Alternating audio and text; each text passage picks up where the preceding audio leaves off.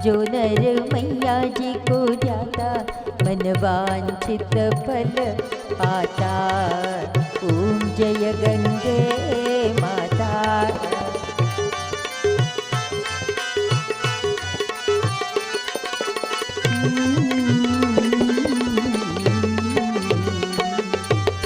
चंद्र सी ज्योत तुम्हारी जल निर्मल आता। मैया जल निर्मल आता। शरण पड़े जो तेरे, शरण पड़े जो तेरे, सो नर तर जाता। ओम जय गंगे माता।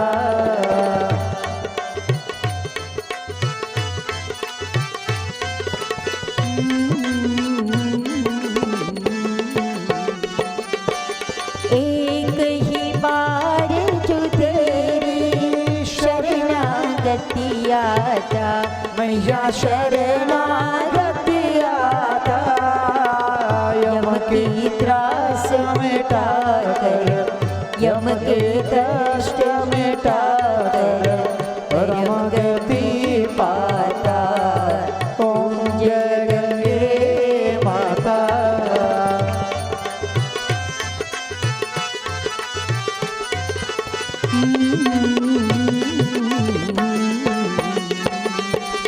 मंगलकारी मैया तू है सुखदाता। मैया तो है सुखदाता। तेरी गोद में आकर, तेरे शरण में आकर, मन शांति पाता। ओम जय गंगे माता। जय गंगे माता। मैया जय गंगे माता। जो नर तुमको ध्याता, जो नर मैया जी को ध्याता, मन वांछित फल पाता। ओम जय गंगे माता। जय गंगे माता। जय गंगे माता। त्वमेव माता च पिता त्वमेव, त्वमेव बन्धुश्च सखा त्वमेव, त्वमेव विद्या द्रविणं त्वमेव, त्वमेव सर्वं मम देव देव। सर्वे भवन्तु सुखिनः, सर्वे सन्तु निरामयाः, सर्वे भद्राणि पश्यन्तु मा कश्चित् दुःखभाग्। ॐ शान्तिः शान्ति शान्तिः। जय जय राधा रमण हरि बोल हरि बोल। जय जय राधा रमण हरि बोल। जय जय राधा रमण हरि बोल हरि बोल। जय जय राधा रमण हरि बोल। जय जय राधा रमण हरि बोल हरि बोल। जय जय राधा रमण हरि बोल। जय जय राधा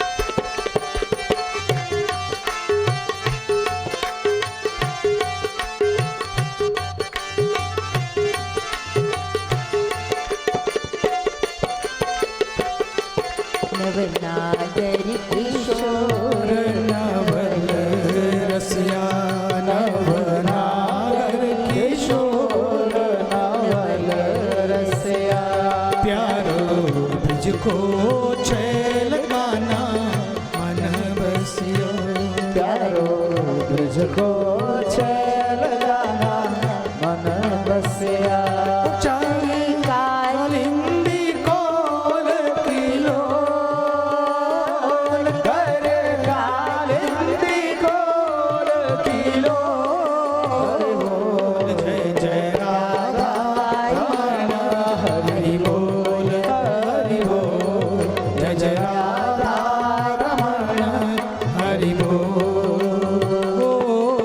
जय राधा रमण हरि बोल हरि बोल जय जय राधा रमण हरि बोल ओ जय जय राधा रमण जय जय राधा रमण जय जय राधा रमण हरि बोल ओ जय जय राधा जय जय राधा रमण जय जय राधा रमण हरि बोल जय जय राधा रमण हरि बोल हरि बोल जय जय राधा रमण हरि बोल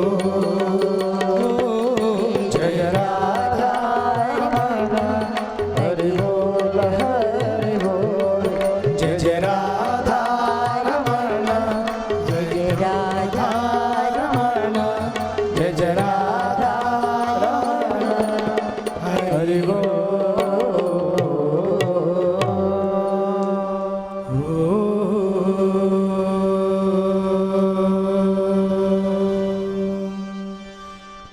पूर्णमदः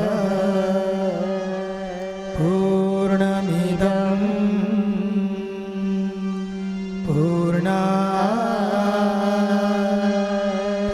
पूर्णमुदच्यते पूर्णस्य पूर्णमादाय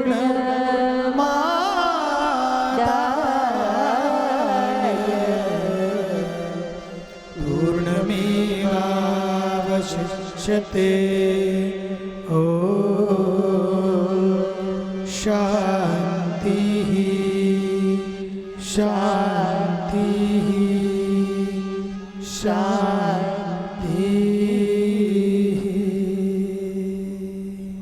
How do we keep peace of mind while performing our duties? And I'm actually going to take two questions together because the next one says, how can we be happy all the time? And those sort of go together because if we didn't have any duties, and if everything went exactly according to how we wanted it to go, most of us think we'd be pretty happy and peaceful all the time.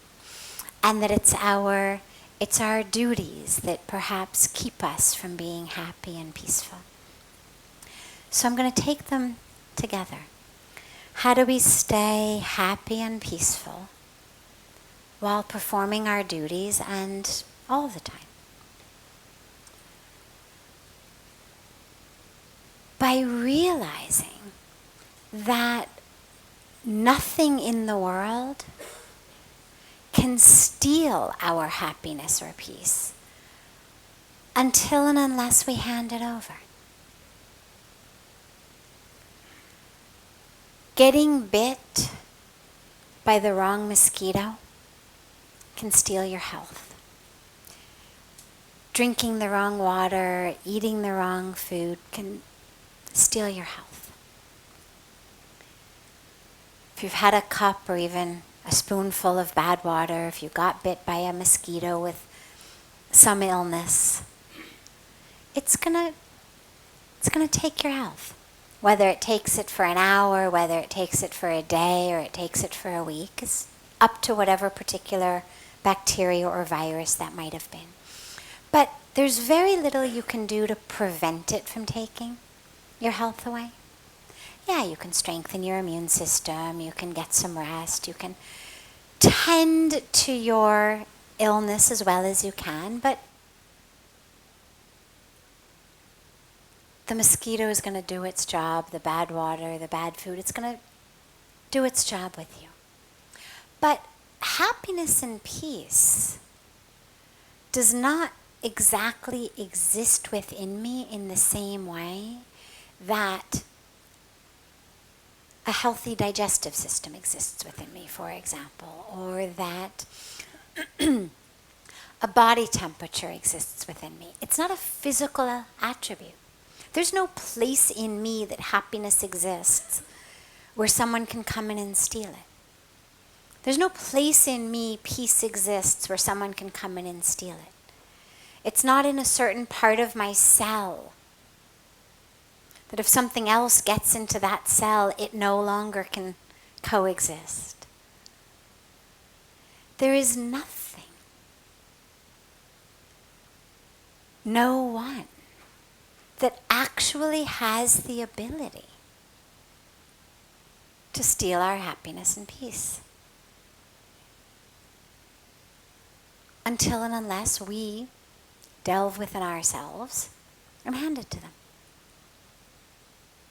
And that's up to us. And that is true whether we are doing our duties, going to work, fulfilling our jobs, doing our chores, running our errands, taking care of things we need to do, or whether we're sitting in meditation. Because the thing that steals my peace and happiness is actually my mind. And my mind is there whether I'm sitting in meditation, whether I'm at work, whether I'm shopping, whether I'm stuck in traffic, whether I'm at the dining table. So the truth is, it's actually my own mind I need to deal with. It's my mind that says, oh, you've done this, you've said that, okay, here's my peace. Here's my happiness. I'm going to get angry now. Which is amazing when you think about it, and actually so ironic. Here is this person who has already treated you badly, who has already done something that is not right or not kind. And in response to that, we say, well, all right, take my happiness also. Take my peace also. Okay, you've stolen my job? No problem. Take my peace too. You've stolen my money? No problem. Take my happiness also. When you think about how we do that, it's actually ridiculously ironic. Once someone has already taken something from us,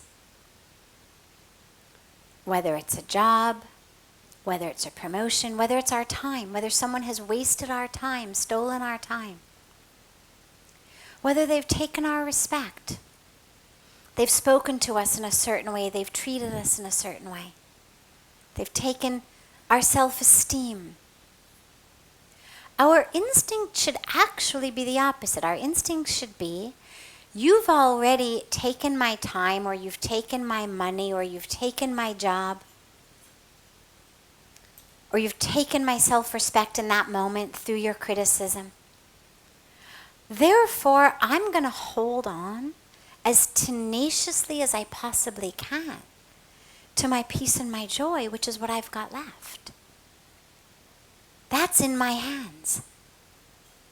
But we don't. We hand that over to them too. All right, you've taken everything, no problem, take my happiness also. And this is where it's so important to realize that nothing outside of us actually has that power. Our peace, our joy is manufactured within us. There's no place you can buy peace, happiness, or else we'd all buy it. The only manufacturing factory of that exists within me, in my own mind. My own mind is the factory that I decide, oh, okay, today we're going to manufacture happiness. Great. Or, oh, this and this happened. Okay, today we're going to manufacture bitterness and anger instead. Today we're going to manufacture grudges. Today we're going to manufacture jealousy. Today we're going to manufacture frustration. That's up to me. Now, of course, very few of us wake up in the morning and say, I know what I'm going to do today. I'm going to manufacture frustration. I'm going to manufacture misery. We all want to be happy. But what ends up happening is, I always say our thoughts are tickets. If you walked into an airport or you walked into a bus station or a train station and you said, give me a first class ticket, what's the first thing they're going to ask you? Where to? Where do you want to go? No one in any airport or any bus station or train station or taxi stand can sell you a ticket without knowing where you want to go. We have to know where we want to go, or we have no idea which plane, which bus, which train to get in. But what happens in our mind is thoughts come. A thought comes, a grudgeful thought. Oh my God, I can't believe that person did this. Whether it was 10 minutes ago or 10 years ago. The thought comes from somewhere. Or 10 seconds ago. Maybe it's an immediate reaction. Maybe something in my day triggered me to remember something someone did to me 10 years ago. But it's a thought. Either way, it's a thought. That thought comes into my mind of, how dare they? Who do they think they are? How could they? And I jump on that thought. I grab that thought. And I take it wherever it wants to take me. You'd never get in an airplane if you had no idea where it was going. You'd never get in a train, you'd never get in a bus. Even if a friend said to you, okay, hello, cello, I got this, great new car, come with me. You'd say, well, where to? None of us is prepared to get in any vehicle that we don't know where it's going, because we understand intuitively, I don't want to end up in the wrong place. If I've got to go to Delhi, I need to make sure that the sign on that plane, on that bus, on that train says Delhi, right? And not Calcutta.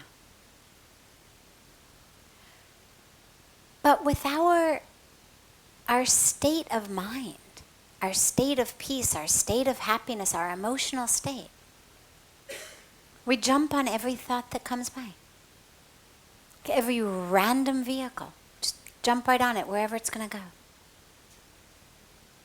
And so the thought comes, how dare they? That was wrong, this is wrong. Or as the question says, doing our duties. Well, maybe we don't like what our duties are.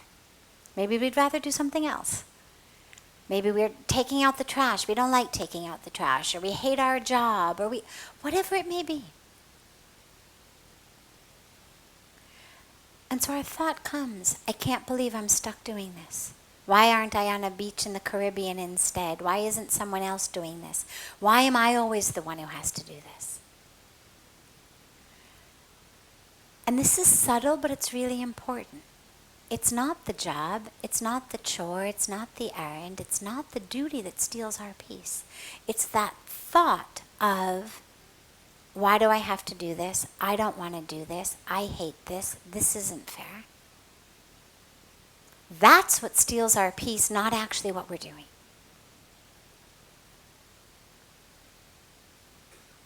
And so the only way to stay peaceful and happy all the time, regardless of doing our duties, meditating, having dinner with our family, being with our friends, because wherever we are, there are triggers.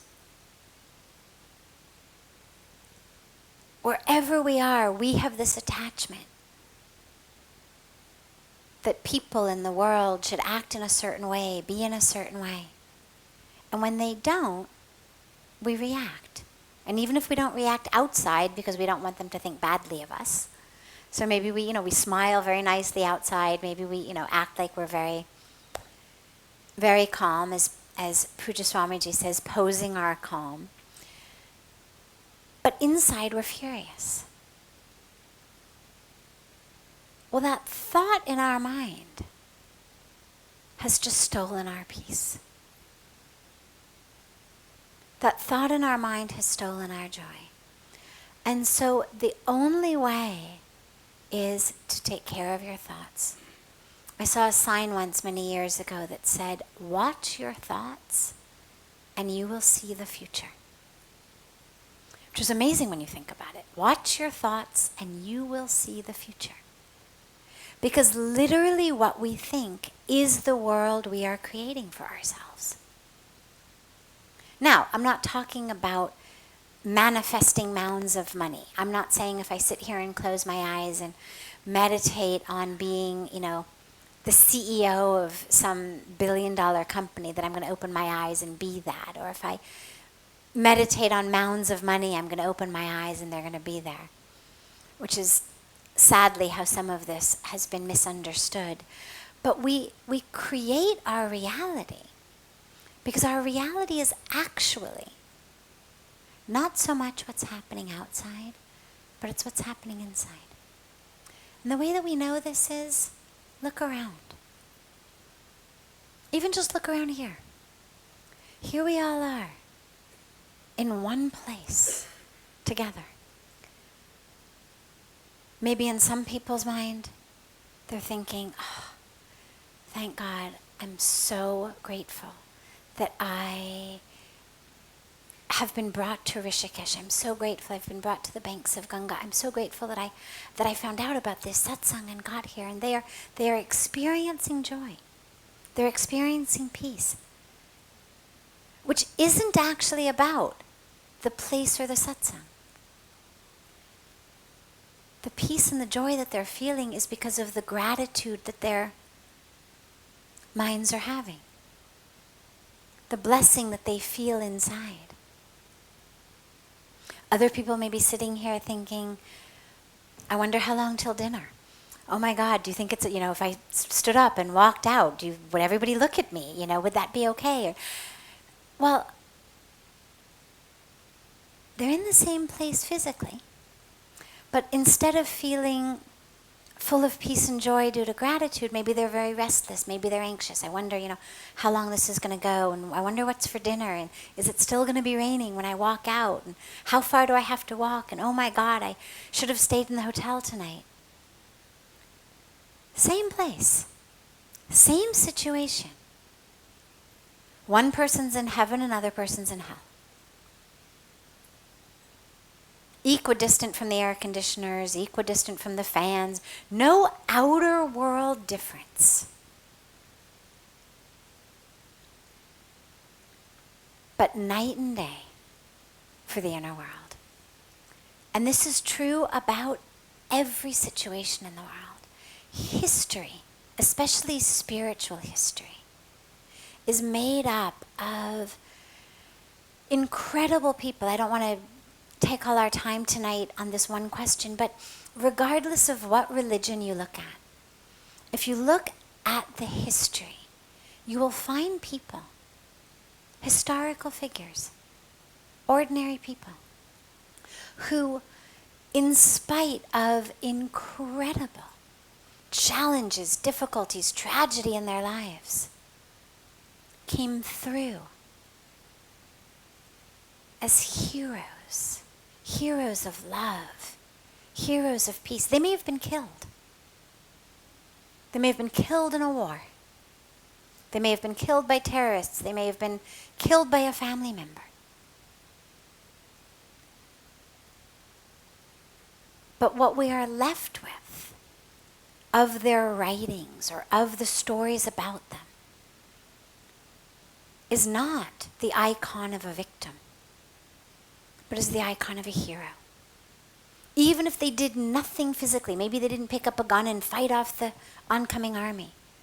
Maybe all they did was stayed loving, stayed peaceful. stayed connected, stayed joyful, were able to find the joy. Our history is filled with people like this. And of course, our history and present day is filled with people who are not in the midst of war, not being held hostage by terrorists, not being abused by their family members, not suffering from hunger, but who are miserable, who are angry, who are frustrated, who are jealous, who are unfulfilled.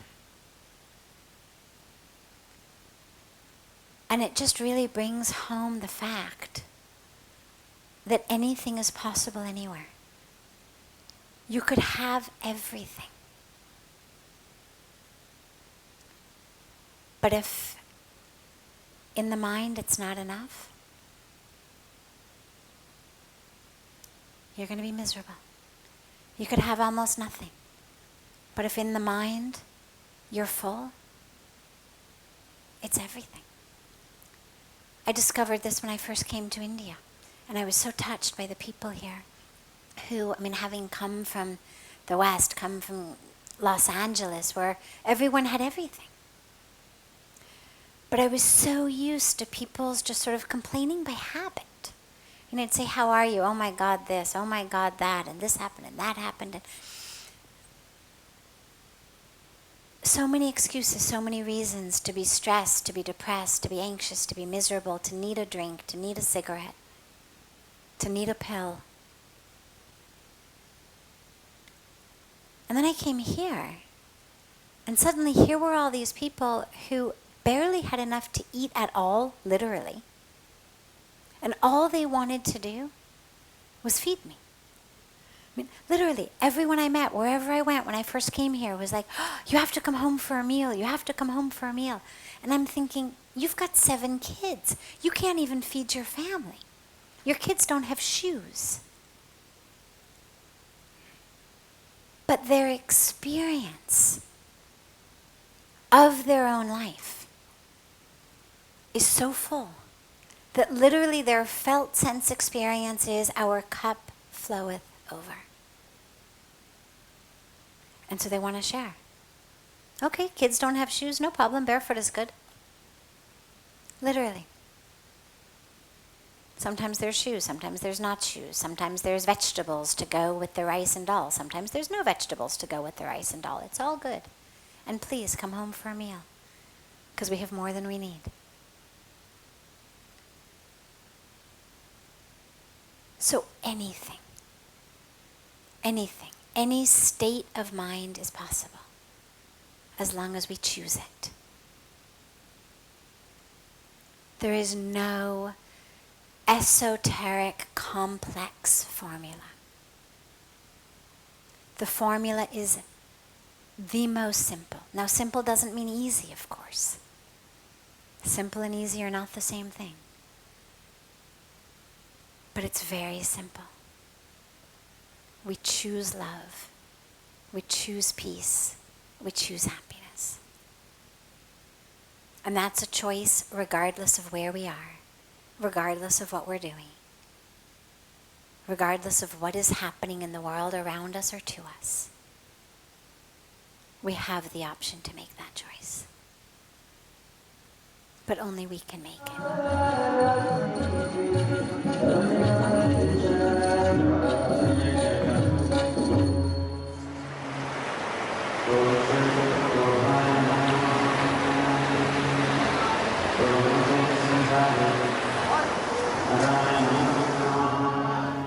Is the only way to worship a picture or a statue? Of course not. And those who worship a picture or a statue will tell you that what they're worshiping is God. It's not the stone they are worshiping. Nobody sits there and says, oh, holy black marble. Oh, holy white marble. Oh, holy granite. Thou art everything. Nobody says that. It's, oh God, because the black marble or the white marble or whatever stone is being used is there as an image, a reminder, a symbol of the divine whom we worship.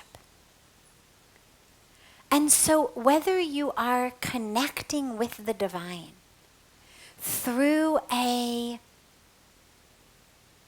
sculpted image, through a painted image, through a hand-drawn image, or whether you're connecting with the divine through a living, moving image in the form of a family member, or as I always say, in the form of a tree in your backyard. It's all good. God lives in all. And you don't have to take my word for it. This is not, the world according to Sadhviji. This is scripture. I'm just telling you what's written in the scriptures. God lives in all. We've been given this in the Upanishads. We've been given this in the Bhagavad Gita. Right? In whatever form the devotee worships me, right? I appear to the devotee in that form. It doesn't get much clearer than that. If that form for you is an image, it's an image of Lord Krishna, it's an image of Lord Ram, it's an image of Shiva, it's an image of the Divine Mother. It's a holy book. It's Om. It's a fire ceremony. Or it's a tree. Or it's your grandmother. Or it's all the poor people in your village. Or it's humanity. It's Mother Ganga.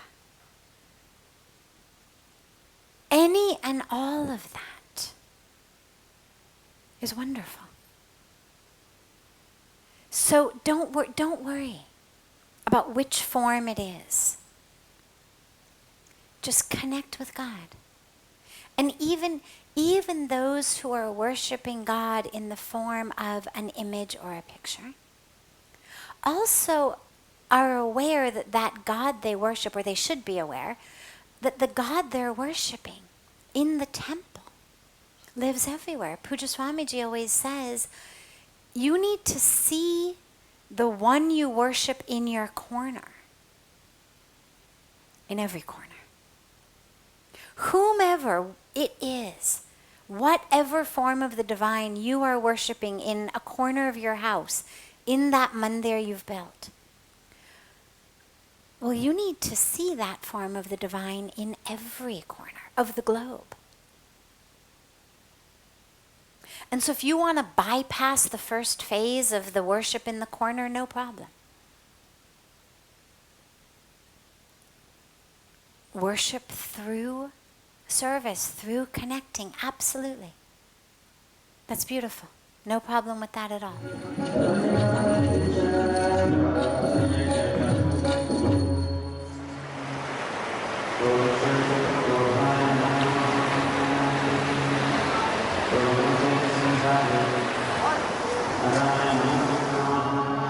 He said, I keep hearing about going within, but how do we actually do that? Well, we'll go into a meditation together. But as you asked, is it a feeling? Is it a knowing? It's a spaciousness. It's not a place, as in one location, but it's a place that keeps expanding. The experience within is an experience of expansion. And as it expands, it includes all of that we're looking for outside. So when you think about the nature of who we are, divinity, it's love, it's light, It's peace. It's the place within us that manufactures, that is the source of all of that. The source isn't outside. The source is inside. We were just talking about love. Well, I'm actually the source of love within. Now, you may be the one who sparks it in me. I may meet you and love you, and now I feel love. But the love that I feel is actually in me. And the way that I know that is, if you got up and you went into the kitchen, I would still feel love. If it was something dependent upon the presence of that other being, the farther away they got, the less love I would feel. You know, these air conditionings, they give us cold air. Not now, thankfully, in December, but in the summertime, they give us cold air. But the farther away you go from it, the less the air is cold. Those people who sit right there under the, on the couches under them, they get a lot of cold air. At this end of the room, we get much less cold air. You go outside around the wall, you get no cold air because it's coming directly from the machine. But love is coming from within me. You have sparked it in me, but I'm actually creating it. And this is really the interesting secret in a way, both to the spiritual path of connection with the divine within, as well as simply to the path of being peaceful and happy in life. Because I may say to you, you made me angry. But the truth is, you just said something or did something, and I then manufactured anger inside. Or I may say, you make me really happy. But again, you've just said something or done something, and I've decided to manufacture happiness. So the source of everything is within. When we go within on that spiritual level to connect with it, we experience it. And then I no longer need to depend on getting it from outside. Whether it's happiness and joy, whether it's love, whether it's light, whether it's wisdom, knowing, it's all inside me.